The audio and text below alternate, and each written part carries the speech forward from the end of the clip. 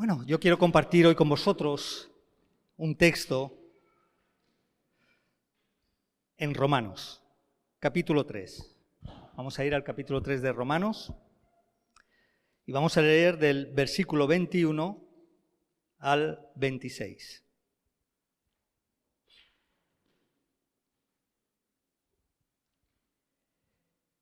Y dice así la palabra del Señor.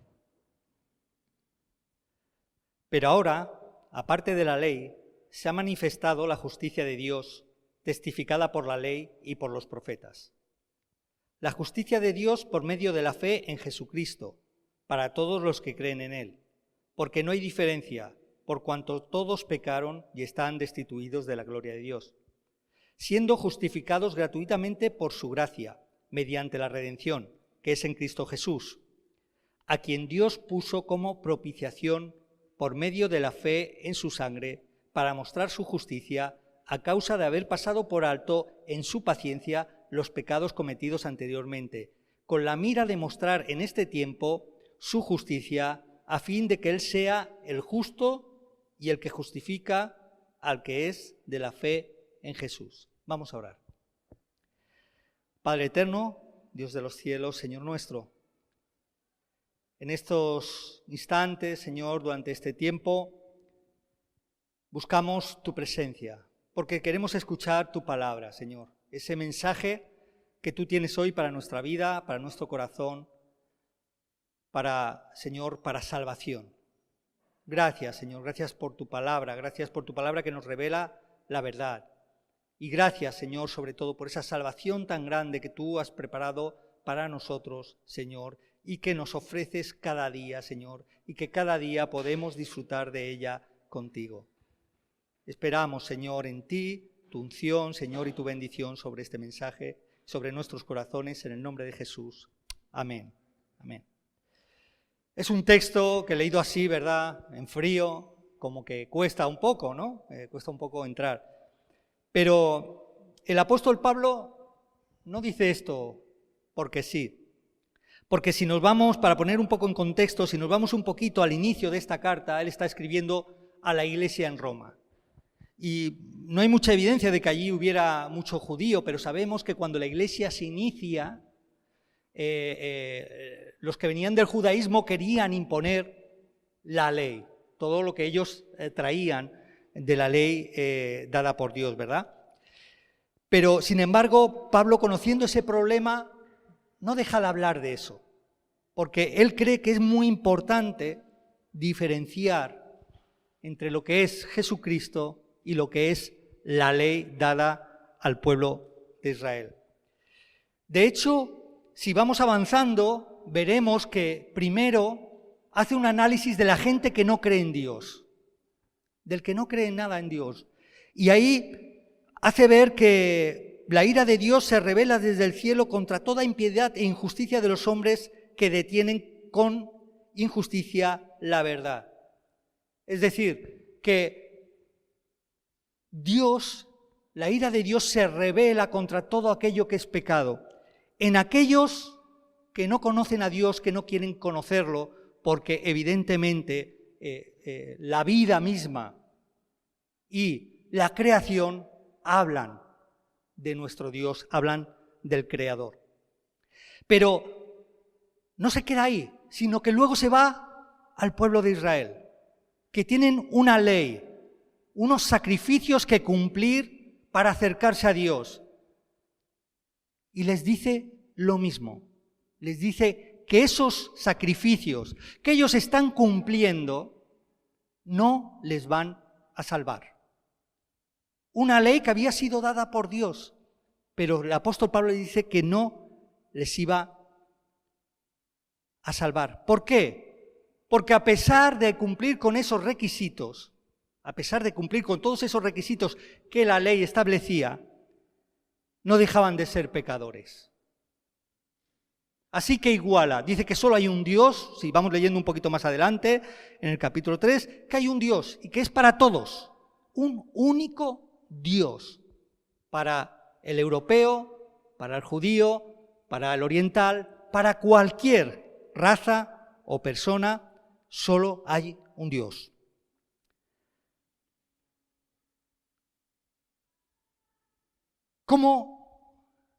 ¿qué es lo que he visto yo aquí en este pasaje para compartir hoy con vosotros? 2 razones por las que conviene confiar en Jesús. Y eso es lo que yo quiero que hoy se nos quede en la mente. 2 razones por las que te conviene y por las que me conviene poner mi confianza en Jesús. Dice el versículo 21, porque la justicia de Dios se ha manifestado por medio de la fe en Él. ¿Por qué habla aquí de la justicia de Dios? ¿Y qué es la justicia de Dios? Porque dependiendo de nuestra formación, de nuestro entendimiento o incluso de nuestra religión, podremos pensar de una u otra manera lo que es la justicia de Dios. En el versículo 23 de este capítulo 3 que hemos leído dice: por cuanto todos pecaron y están destituidos de la gloria de Dios. Esto quiere decir que hay algo entre Dios y nosotros que nos separa de Él. Hay algo que nos separa de Dios. Estamos destituidos de la gloria de Dios porque hay algo que nos separa, y eso se llama pecado. Para entender mejor la justicia de Dios, debemos hablar de la santidad de Dios. Por un lado, decir que Dios es santo. ¿Qué quiere decir eso? Es imposible humanamente describir la santidad de Dios. Sabemos que Dios es santo moralmente, es perfecto, es puro, es limpio. Pero además la idea que da la Biblia sobre la santidad de Dios es que Dios es no una, es la fuerza creativa y creadora de todo el universo. Es el único ser capaz, que tiene capacidad para crear belleza y vida. Es un ser sin igual, incomparable a nada que exista, ni que el hombre pueda conocer, ni conocido por el hombre, ni desconocido por el hombre. Dios es extraordinario y completamente único y tiene vida y ser en sí mismo, nada que ver con nosotros. Dios es grande, es el Altísimo. No hay nada ni nadie, vuelvo a repetir, como Él. Pero es muy difícil entenderlo. Es muy difícil entender esa relación entre justicia y santidad. Estos días escuchaba una metáfora o un símil que nos puede ayudar a entender. Hemos dicho que estamos destituidos de la gloria de Dios. Esa es la sentencia que está clara en las Escrituras. Y no por las Escrituras, sino porque no hay otra. Estamos destituidos de la gloria de Dios. Y a la vez estamos diciendo que la santidad y la grandeza de Dios y que esas dos cosas se relacionan. El ejemplo que decía que había escuchado estos días es el sol. El sol, para nuestro planeta, para nuestro sistema solar, nos ilumina. El día que sale, que se ve, nos da alegría, gozo, nos alienta. Sin sol no habría vida en la tierra. Fijaos todo lo que es el sol, qué bueno, qué maravilloso.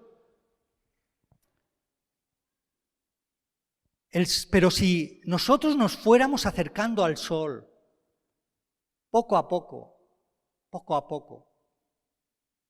seríamos fulminados en milésimas de segundo. Seríamos fulminados por su poder de calor, por su poder de energía. Esa es la santidad de Dios. Esa es la santidad de Dios, que cuando tú te acercas a Él, que cuando lo ves de lejos es el santo y es puro, pero cuando tú te acercas a Él con tu pecado, te destruye, te quema. Por eso estás y estamos destituidos de la gloria de Dios. Esa es la diferencia. Muchas veces los cristianos evangélicos hablamos mucho del amor de Dios, pero nos olvidamos de esa justicia y de esa santidad buena y perfecta de nuestro Dios, de ese sol que brilla con poder, con su propia belleza, pero que cuando nos acercamos a Él, nos destroza. No tenemos posibilidad, destituidos de la gloria de Dios.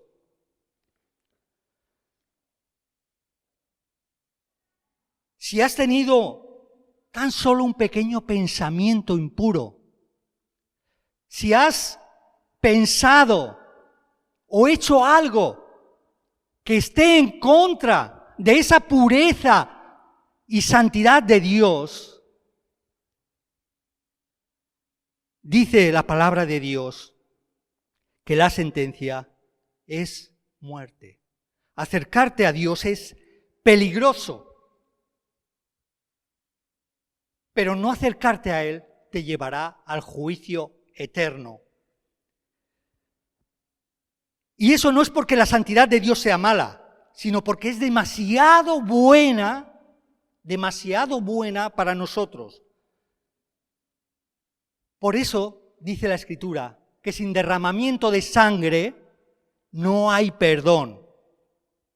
Porque si tan solo tú te acercaras 1 milímetro a esa santidad, morirías en el instante. El libro de Levítico es uno de los libros más fascinantes que hay en la Biblia. Cuando no conocemos o cuando no somos capaces de entenderlo, nos parece pesado. Pero cuando empezamos a investigar y a estudiar las Escrituras, vemos que es uno de los libros más preciosos que hay. Entre los capítulos 11 al 15, vemos que Dios da unas normas de pureza a los israelitas. Y entre esas normas de pureza se establecía que era imposible, o sea, que estaba penado con muerte entrar en el tabernáculo o acercarse a él,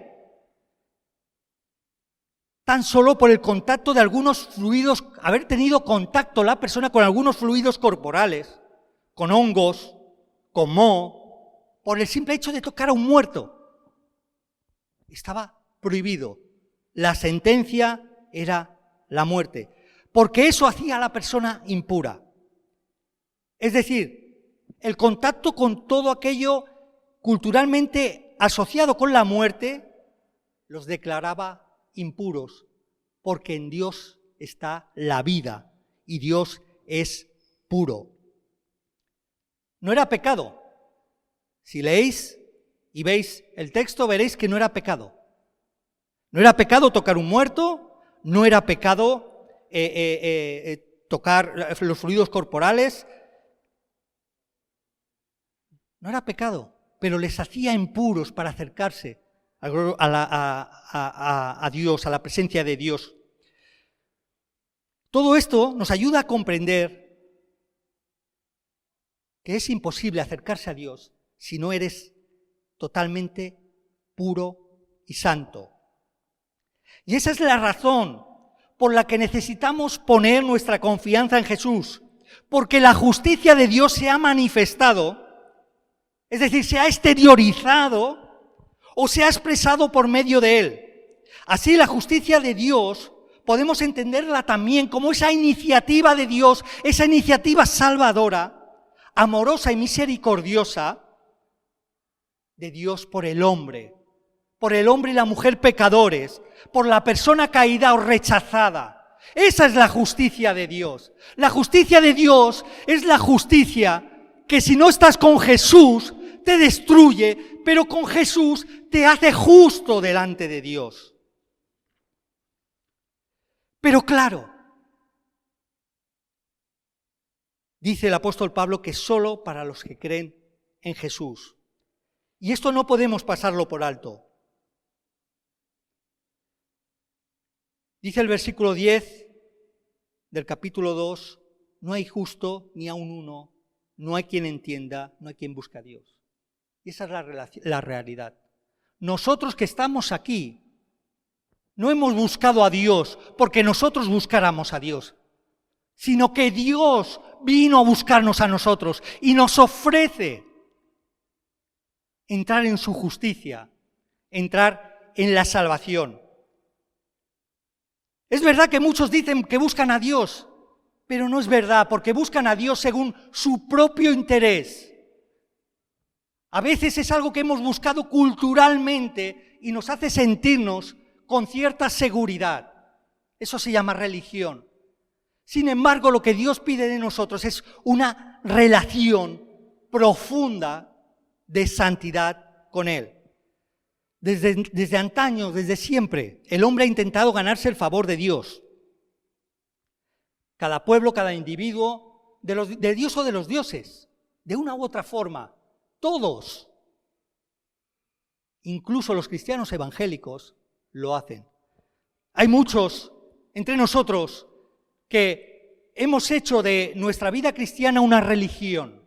Hemos entrado en un círculo en el que hemos aprendido el lenguaje, nos sentimos bien porque escuchamos la música, el ambiente, las relaciones, pero no deja de ser muchas veces religiosidad. Esto ocurre ¿por qué? Porque queremos los beneficios de Dios, pero no queremos la responsabilidad que ello supone. Actuamos como si creyéramos que podemos interferir en el plan de Dios para la vida, para el ser humano, y que además podemos controlarlo de alguna forma. Pero tenemos que tener muy en cuenta, como dice el texto, que Dios no hace diferencias entre unos y otros. Hay una sola manera y una sola persona por la cual cualquier ser humano puede ser salvo. Y no se trata de religión, solo una, y es Jesucristo. Por eso hemos dicho que la primera razón por la que conviene confiar en Jesús es porque la justicia de Dios se ha manifestado por medio de Él y solo de Él. Así, confiar y poner nuestra fe en Jesucristo nos sitúa dentro del plan de salvación de Dios. Es importante, nos introduce dentro de su voluntad de salvar a la humanidad y nos permite agarrarnos a todos los beneficios que ello supone.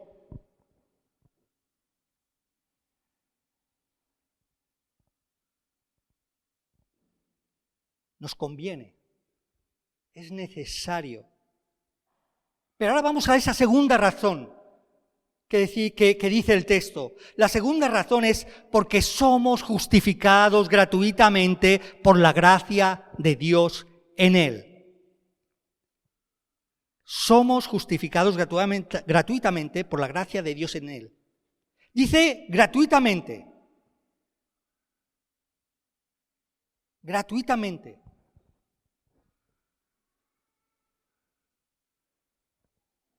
Gratuitamente quiere decir que no hay que hacer nada para ganárselo. Insisto en que es la iniciativa de Dios hacia el hombre y no del hombre hacia Dios la que nos trae la justicia de Dios. Es Dios quien ha tomado la iniciativa dando a Jesucristo y o lo tomas o lo dejas. No hay términos medios. Que sea gratis no quiere decir que no tengas responsabilidad. Vuelvo a la enfermedad de antes. Yo me pongo en tu lugar, pero cuando salgas, cuídate y tomas tus responsabilidades.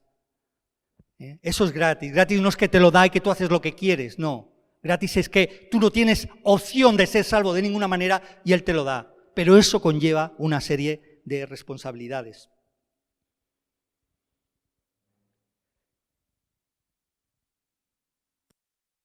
Sabéis que toda la Biblia, todas las Escrituras hablan de Jesús, todas, desde Génesis hasta el final. Todos los libros absolutamente hablan de Jesucristo y del plan salvador de Dios para el hombre. Desde el Génesis, Números, Levítico, Deuteronomio, todos los profetas, todos absolutamente. Fijaos que Jesús dijo, escudriñad las Escrituras, porque a vosotros os parece que en ellas tenéis vida eterna y ellas son las que dan testimonio de mí. Y después de su muerte, cuando Él resucitó, dos de sus discípulos se iban desilusionados porque sabían que había muerto y no habían entendido nada. Y Jesús se le aparece en el camino sin decir que Él era. Ellos no lo habían conocido. Y les dice, ¿no era necesario que el Cristo padeciera estas cosas y entrara en su gloria? Y dice que, comenzando desde Moisés y siguiendo por los profetas, les declaraba las Escrituras, en las Escrituras lo que de Él decían. Pero estamos hablando de justificación.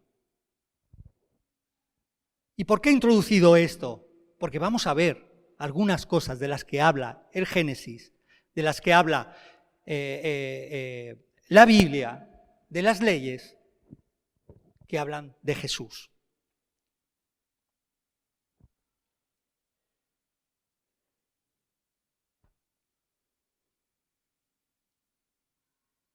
Hemos dicho que somos justificados gratuitamente por la gracia de Dios.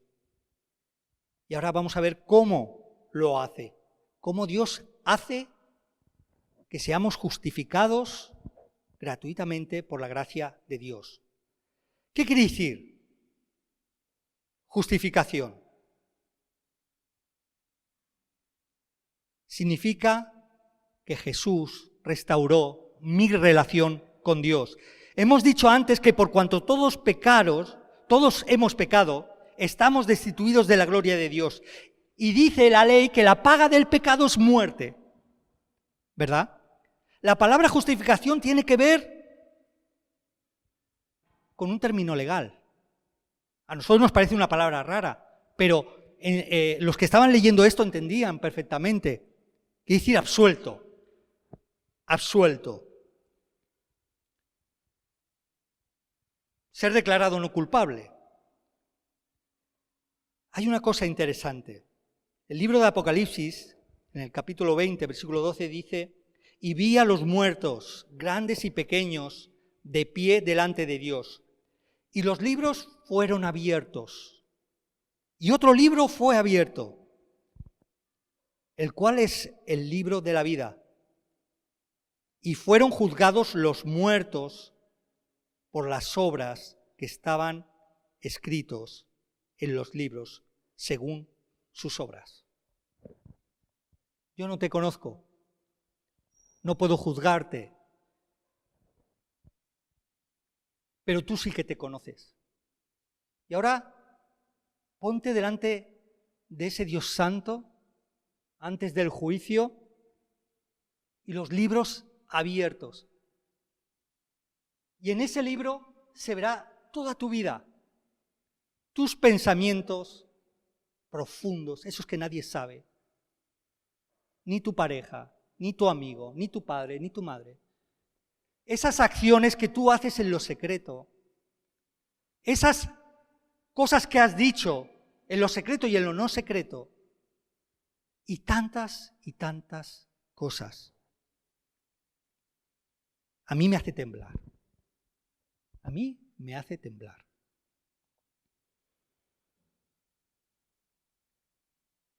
¿Podrás darle tú a Dios alguna razón? ¿Podrás justificarte delante de Dios? ¿Darle alguna razón para decirle, mira, yo quiero entrar en el reino de los cielos, no quiero ir al lago de fuego y azufre? Así lo describe el Apocalipsis, no sabemos cómo será, pero el Apocalipsis lo describe así, a la condenación eterna, donde el gusano no muere. Así lo describe. Es un lugar terrible. Y hemos dicho antes, Dios es amor, es verdad. Por eso su acción, su iniciativa de traerte algo donde tú puedas justificarte delante de Dios. Porque cuando estén abiertos los libros de la vida no tendrás nada. No habrá absolutamente nada que tú puedas decirle a Dios, déjame pasar. Adán y Eva, por un solo pecado, fueron echados del huerto del Edén. Satanás fue echado de la presencia de Dios por un solo pecado. ¿Será más indulgente Dios contigo y conmigo? No, te lo puedo asegurar, no. Porque esa santidad de Dios, tan buena, perfecta y maravillosa, cuando yo esté delante de Él, me destruirá y me mandará al fuego eterno.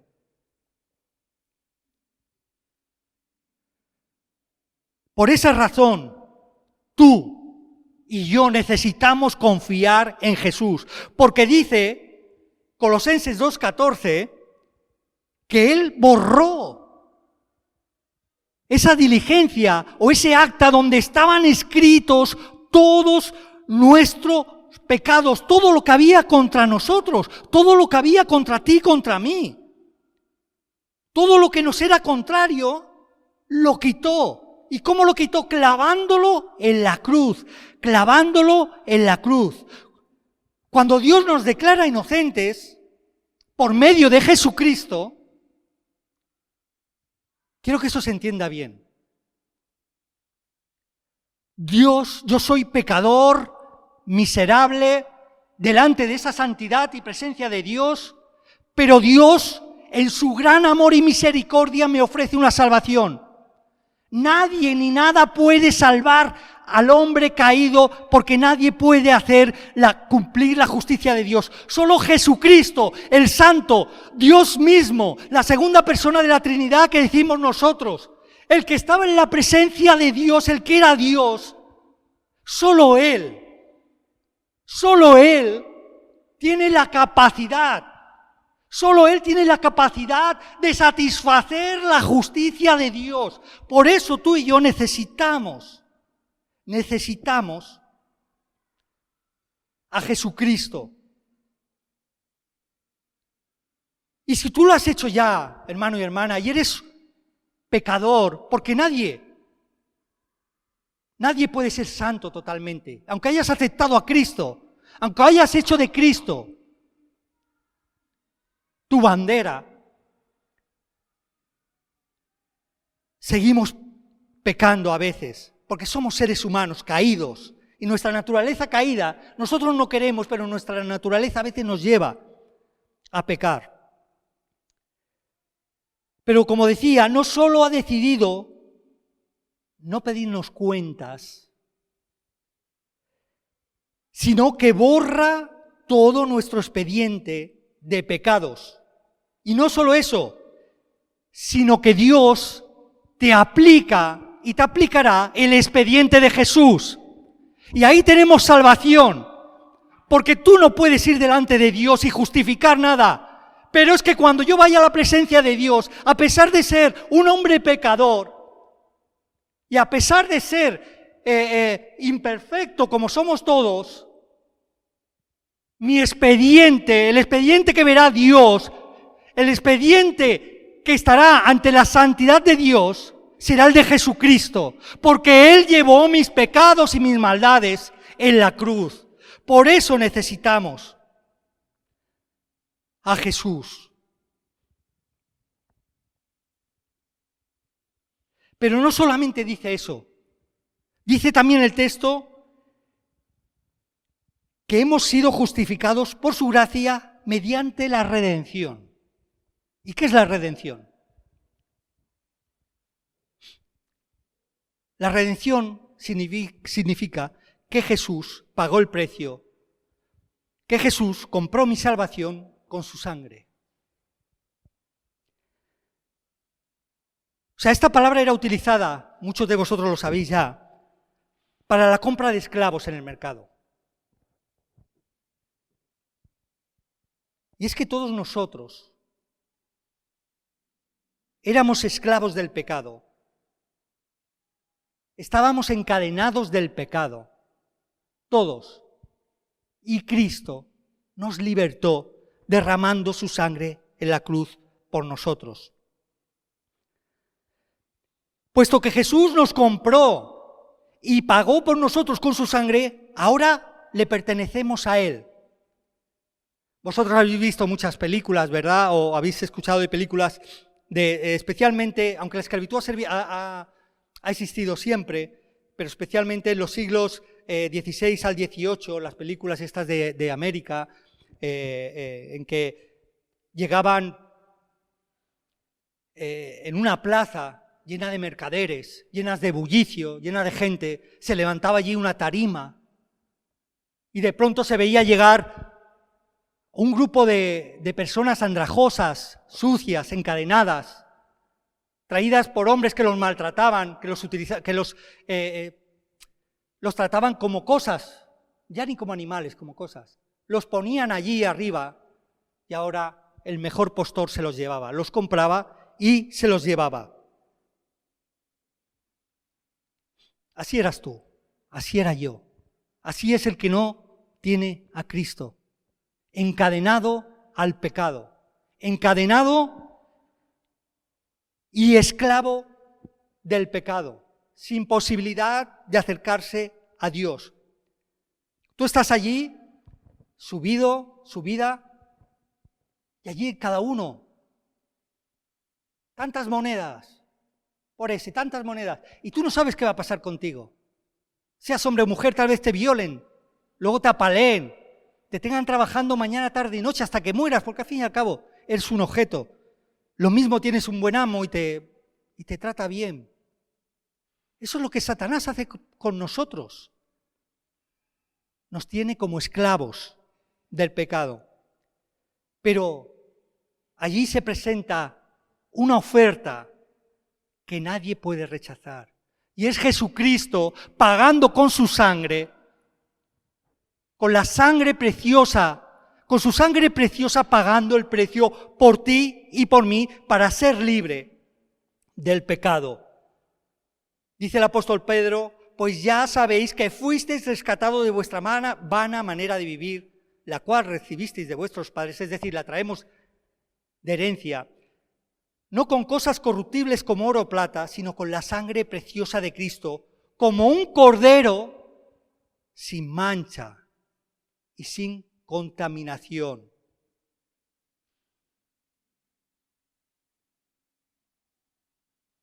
Tal vez, hermano y hermana, tú sigas pecando. Tal vez todavía tienes cadenas.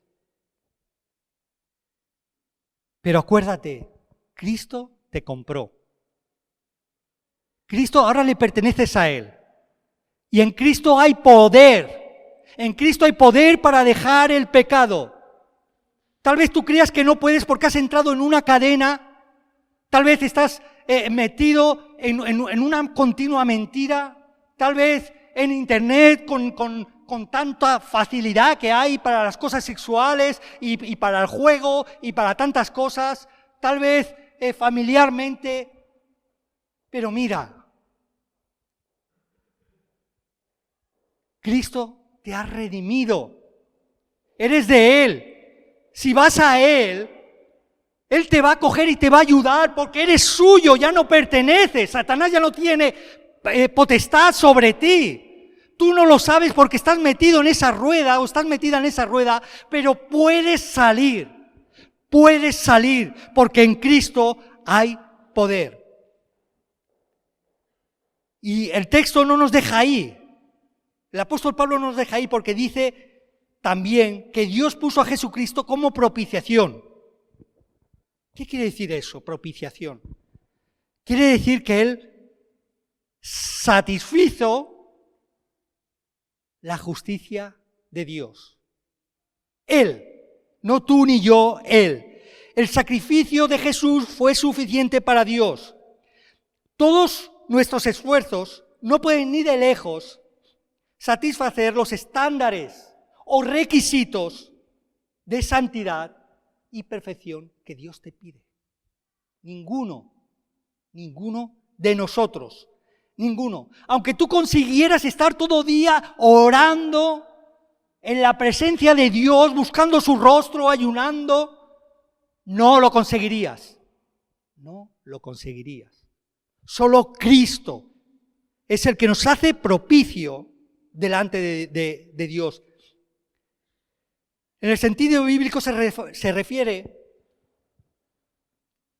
a que satisface la justicia de Dios para que alcancemos su misericordia. Jesús, siendo un cordero inocente y sin mancha. El otro día una de mis hijas me preguntaba, papá, ¿y por qué se sacrifica? Pobrecito el cordero. ¿Qué ha hecho el cordero? ¿Por qué no? Es un poco fuerte, un cordero inocente. Pero es que Cristo es el cordero inocente, puro, santo y limpio, que no merecía la muerte, pero que fue sacrificado en la cruz derramando su sangre por ti y por mí. Ese es el Cordero de Dios que vino al mundo. Ese es el Cordero de Dios inocente. Pobrecito, inocente, que pagó por ti y por mí, por mi propio pecado. Ese es el Cordero de Dios. Vosotros sabéis, el propiciatorio era la tapa del arca del pacto, que representaba la presencia de Dios. Tú entrabas al tabernáculo por un patio, estaba el lugar santo y luego el lugar santísimo. El lugar santísimo es donde estaba el arca que representaba la presencia de Dios. Ahí solo se entraba una vez al año y única y exclusivamente el sumo sacerdote podía entrar. Pero además, para entrar no solo tenía que lavarse, purificarse, sino primero sacrificar un cordero por sus pecados. Y después traían dos machos cabríos, sin falta, sin nada, ¿verdad? Y se ofrecía uno de ellos, se ofrecía como sacrificio por el perdón de los pecados del pueblo. Y con esa sangre se rociaba encima del propiciatorio, que es la tapa del arca y que representa la misma presencia de Dios. Por eso Dios nos ha hecho propicios, porque la presencia de Dios acepta el cordero como pago por nuestros pecados. Y el texto dice muy claro, una de las cosas en las que hace hincapié el apóstol Pablo, que aquellos que sacrificaban a los corderos no eran salvos por el sacrificio del cordero, sino porque habían puesto la fe en la salvación que Dios ofrecía a través del cordero. Es decir, que aunque yo sacrifique un cordero ahora no vale de nada, igual que a ellos no les valía. Por eso Pablo está hablando tanto de la fe, porque es la fe en Jesús, es la fe puesta en Dios que libró a aquellos que tenían la fe puesta en ese sacrificio.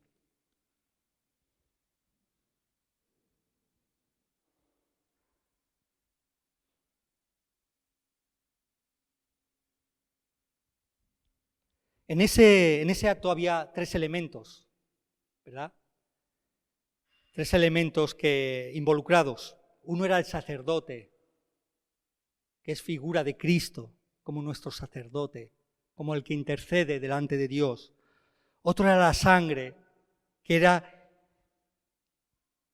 la sangre del sacrificio derramada por el pecado. Y otra era el propiciatorio, en el cual hallamos el perdón de nuestros pecados. Y Jesús en las tres cosas. Por eso decía que todas las Escrituras, todo, especialmente todo lo que es el tabernáculo, los sacrificios y todo eso, está todo era una sombra o una proyección de lo que iba a ocurrir. Dios estaba hablando al mundo de lo que iba a ocurrir y cómo Él iba a salvarlo. Así que ahora, porque eres propicio delante de Dios, si tú has aceptado a Jesucristo como tu único y suficiente Salvador, ahora puedes entrar a la presencia de Dios. Ya no hay nada que impida un acceso directo, porque Él te ve propicio. Aunque seas un pecador, Él te ve propicio, porque está viendo el sacrificio de Cristo. Así que para concluir, por estas y por miles de razones más, hoy más que nunca necesitas a Jesús. Como creyente que eres, decirte que esta es la obra que Jesús ha hecho por ti y que esa obra es válida para ti desde el día que dijiste sí a Jesús y tomaste la decisión de seguirle. No debemos olvidarnos, cualquier clase de pecado es horrible para Dios. Es horrible, horrible. Sin embargo, Él quiere que creas lo que dice su palabra. Porque nosotros no creemos a los sentimientos y a las emociones, creemos lo que dice la palabra de Dios. Acuérdate de que fue Él quien tomó la iniciativa amándote y que nunca ha dejado de amarte. Y eso lo sabes porque dio a Jesucristo por ti. Que Jesucristo, siendo nosotros pecadores, se ofreció voluntariamente para justificarte, restaurando nuestra relación con Dios. Para redimirte, Él te compró pagando el precio de su preciosa sangre en la cruz. Y para hacerte propicio delante de Dios, Él fue el objeto de la ira que se interpuso entre tú y Dios en la cruz, y ahí satisfizo la justicia de Dios y hace que tú seas visto como santo delante de Dios. Y ahora tú eres declarado santo ante Dios y tienes acceso directo a Él. Y recuerda lo que le costó a Él nuestro pecado. No te olvides de eso. Y solo quiero terminar. Si tú no has aceptado a Cristo, hoy puede ser el momento. Es una decisión. No es un sentimiento. Es aceptar esa mano tendida en Jesús de Dios. Es aceptar a Jesucristo como el sacrificio que te va a hacer justo y te vas a poder acercar en santidad a Dios. Si tú quieres, solamente tienes que orar con un corazón sincero y profundo y decirle a Dios: Señor, sí quiero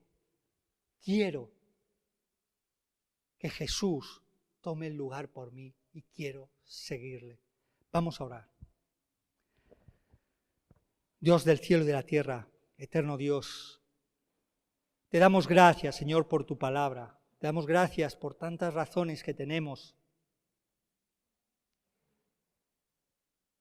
para, Señor, para aceptar a Jesús, para confiar en Jesús, para seguir en sus caminos.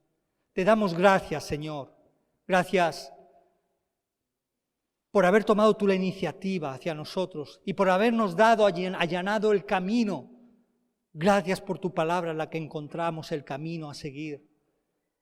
Gracias, Señor, porque nos has ofrecido la salvación gratuitamente y nosotros queremos decirte sí, profundamente, Señor, con un corazón sincero. Gracias por el Cordero puro y sin mancha que ofreciste por nosotros, por Jesucristo nuestro Señor. Señor, quiero rogarte que tengas misericordia de todos nosotros, de todos aquellos que están encadenados en el pecado, de todos aquellos que tal vez estén pasando por un mal momento, por todos aquellos que todavía no han tomado una decisión firme, por todos aquellos, Señor, que necesitan tanto de ti, que tengas misericordia, Señor, que abras su mente y su corazón y que les ayudes a encontrarse contigo. Gracias, Señor, en el nombre de Jesús. Amén. Vamos a orar para despedirnos, ¿verdad? Recordando que, cada vez que se predica la palabra es para que nosotros la recibamos, la arraiguemos en nuestros corazones y cuando salgamos a practicarla, a vivirla y a extenderla. No olvides que parte de lo que ahora nos toca es dar testimonio de que Cristo salva, sana, bautiza con el Espíritu Santo y vuelve. Padre, en el nombre de Jesús, te damos gracias por tu palabra. Pedimos que el poder de tu Espíritu Santo y la iluminación de tu Espíritu Santo la haga revivir en nosotros, la haga eficaz. Y ahora llévanos con bien a nuestros hogares, que esta sea una semana de bendición, donde veamos tu mano junto a nosotros, donde tú estés presente en nuestras vidas y donde tú seas reflejado en nuestro testimonio para que otros también puedan creer en ti. Pedimos por los hermanos que no están aquí presentes, por los que están siguiendo nuestras, las emisiones por internet. Señor, llega tú lejos por medio de por estos medios, Señor, a los corazones. Sigue tocando vidas por medio de nosotros y del poder de tu Espíritu Santo, en el nombre de Jesús. Y ahora que el amor del Padre, la gracia de Jesucristo y la comunión del Espíritu Santo vaya y sea con todos y cada uno de vosotros, en el nombre de Jesús. Amén.